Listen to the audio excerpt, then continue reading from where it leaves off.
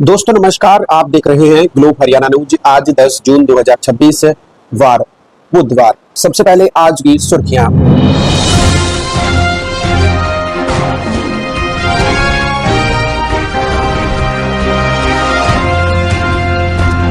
NCR क्षेत्र में बड़ा बदलाव, हरियाणा 60% क्षेत्र घटाने की तैयारी में। अगले 2 दिन तक मौसम में बड़े बदलाव आने की आशंका। महिला आयोग की चेयरपर्सन रेणु भाटिया के खिलाफ नर्सिंग स्टाफ का विरोध प्रदर्शन और हड़ताल। फतेहाबाद के भुन्ना में गैस सिलेंडर ब्लास्ट हुआ, बाप और बेटी झुलसे। रोहतक एमबीबीएस घोटाले में 20 छात्र निष्कासित। हांसी के गांव चैनत में पेयजल और बिजली मांगों को लेकर आमरण अनशन शुरू। सीपीए जोन 2 संसदीय सम्मेलन का समापन आज यानी 10 जून को होगा। एसआईआर वोटर लिस्ट रिवीजन पर सियासी घमासान। खरीफ फसलों की तैयारियों में जुटे किसान, मानसून जल्दी आने की आशंका। जींद जिले के नरवाना में नशा तस्करों के खिलाफ बड़ा एक्शन। अब खबरें विस्तार से।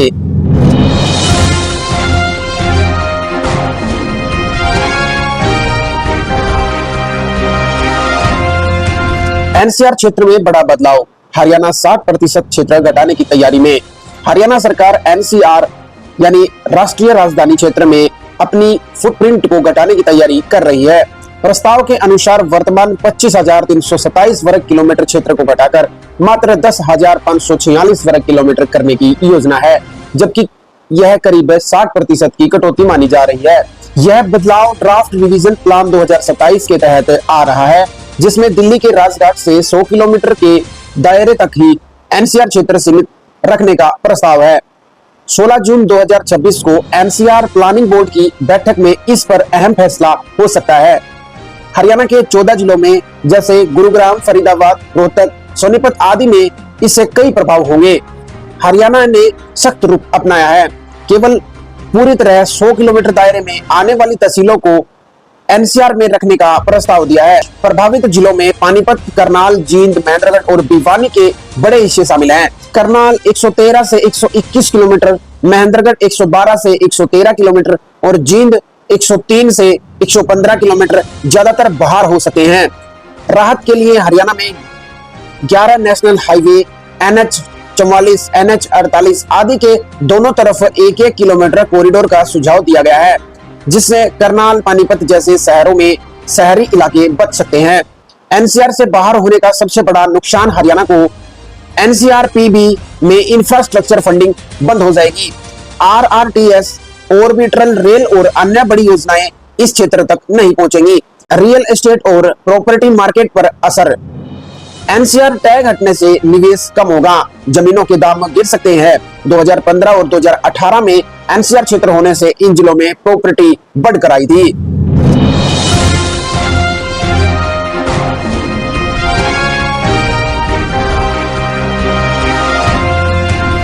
अगले 2 दिन तक मौसम में बड़े बदलाव आने की आशंका।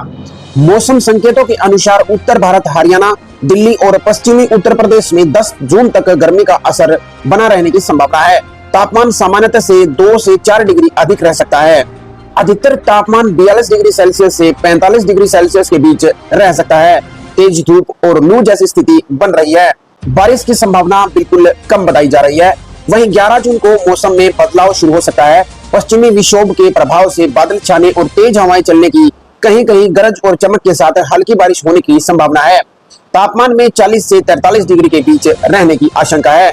वहीं 12 जून को कई क्षेत्रों में आंधी, गरज, चमक और हल्की बारिश के माध्यम से लोगों को राहत मिल सकती है। तापमान में 3 से 5 डिग्री तक गिरावट आ सकती है। कुल मिलाकर 10 जून तक भीषण गर्मी रहेगी, जबकि 11 और 12 जून को मौसम करवट ले सकता है।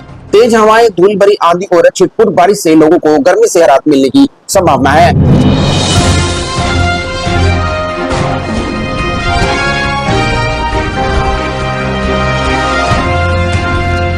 महिला आयोग की चेयरपर्सन रेणु भाटिया के खिलाफ नर्सिंग स्टाफ का विरोध प्रदर्शन और हड़ताल। कुरुक्षेत्र के LNJP अस्पताल में नर्सिंग स्टाफ ने महिला आयोग की चेयरपर्सन रेणु भाटिया के खिलाफ विरोध प्रदर्शन और हड़ताल शुरू कर दी है। हालिया मामले में पूरे नर्सिंग स्टाफ को बिना पर्याप्त तथ्यों के कटघरे में खड़ा किया गया है। प्रदर्शनकारी नर्सों ने कहा कि वे पीड़ित को न्याय दिलाने के पक्ष में हैं, लेकिन पूरे नर्सिंग समुदाय की छवि खराब करना उचित नहीं है। अस्पताल परिसर में नारेबाजी करते हुए कर्मचारियों ने अपने सम्मान और सुरक्षा की मांग उठाई। नर्सिंग स्टाफ का कहना है कि किसी भी जांच से पहले कर्मचारियों को दोषी ठहराना गलत संदेश देता है। हड़ताल के कारण अस्पताल की कई सेवाएं प्रभावित होने की आशंका जताई गई है। दूसरी ओर महिला आयोग ने कहा कि मामले की निष्पक्ष जांच करवाई जाएगी और दोषियों को बख्शा नहीं जाएगा। प्रशासन लगातार प्रदर्शनकारी कर्मचारियों से बातचीत कर समाधान निकालने का प्रयास कर रहा है। पूरे घटनाक्रम पर प्रदेश भर की नजर बनी हुई है और जांच रिपोर्ट का इंतजार किया जा रहा है।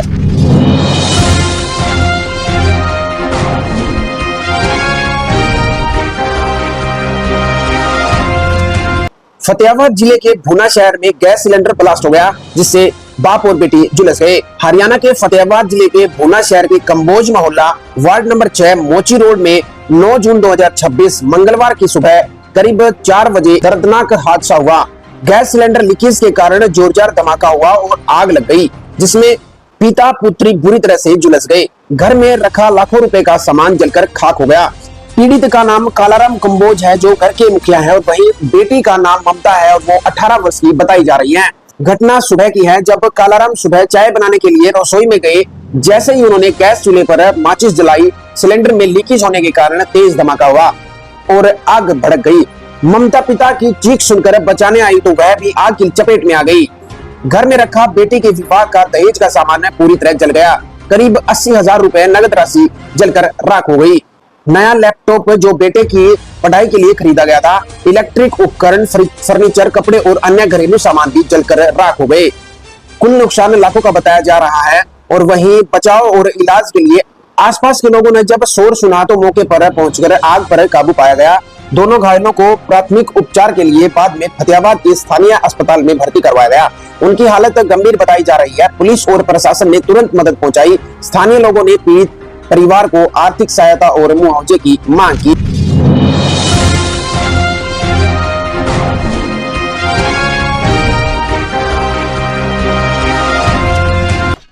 हांसी के गांव चैनत में पेयजल और बिजली मांगों को लेकर आमरण अनशन शुरू हो चुका है। हांसी जिले के गांव चैनत में पेयजल और संकट को लेकर आंदोलन लगातार तेज हो रहा है। 9 जून 2026 को ग्रामीणों का धरना 24वें दिन में प्रवेश कर गया और वहीं कई प्रदर्शनकारी अनशन पर बैठ रहे। ग्रामीणों की मांग है कि हांसी शहर के लिए बिछाई जा रही 36 इंच की पेयजल पाइपलाइन में गांव को भी स्थायी जल कनेक्शन दिया जाए। उनका आरोप है कि गांव में वर्षों से पीने के पानी की भारी किल्लत है।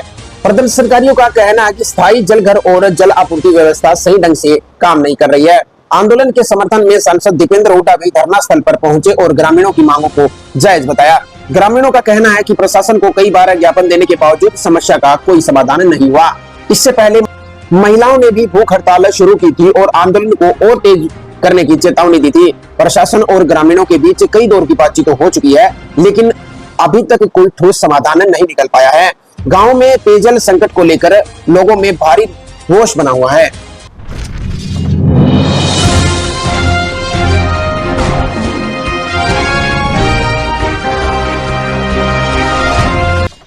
एसआईआर वोटर लिस्ट रिवीजन पर सियासी घमासान। हरियाणा में 15 जून से शुरू हो रहे एसआईआर के तहत बीएलओज घर घर जाकर वोटर वेरिफिकेशन करेंगे, जिसमें नाम जोड़ने और हटाने की प्रक्रिया चलेगी। कांग्रेस इसे बीजेपी की साजिश बता रही है, जबकि बीजेपी इसे स्वच्छ वोटर लिस्ट का अभियान बता रही है।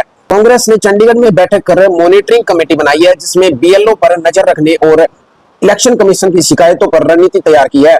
पार्टी का आरोप है कि पिछले चुनाव में वोटर लिस्ट में हेराफेरी हुई, एसआईआर में विपक्ष वोट प्रभावित हो सकता है।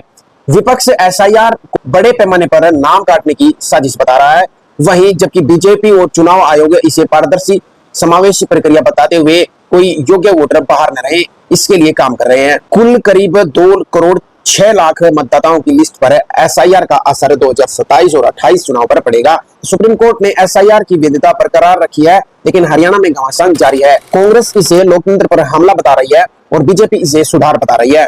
आज की खबरों में बस इतना ही। आप देखते रहिए हरियाणा का बेहतरीन न्यूज चैनल है ग्लोब हरियाणा न्यूज। नमस्कार, इसी आशा के साथ आपका दिन शुभ हो।